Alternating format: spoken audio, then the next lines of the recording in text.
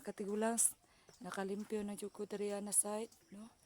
So ana na, nakalimpyo na gyud ta. Gamay ra gyud, nakalimot ko.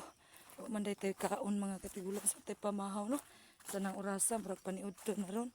So nakalimpyo og nakapruning gyud ta diri na side, no? Muna itong na trabaho. Tapos na-minimize na to, nalimpyuhan na to ang itong guava pole, nalimpisaan po na to, no? Yan ang ato ang orchids, atong nakuhaan og mga salingsing ang Madre Cacao. So nagbilin lang ta og para shading niya. So mapaniintaw na akong nalimpyo.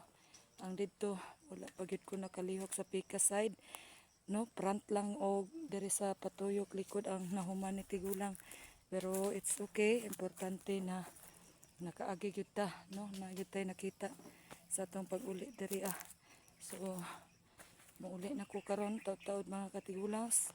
So gwapa na kay tan-awon, no? Green na kayo ato ang banda. Yan, thank you for watching.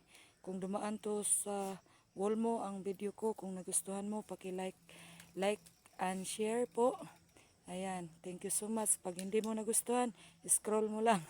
Malipayon ko, no, sa akong kinabuhi as Tigulang Mijel. Bye-bye. Thank you for watching.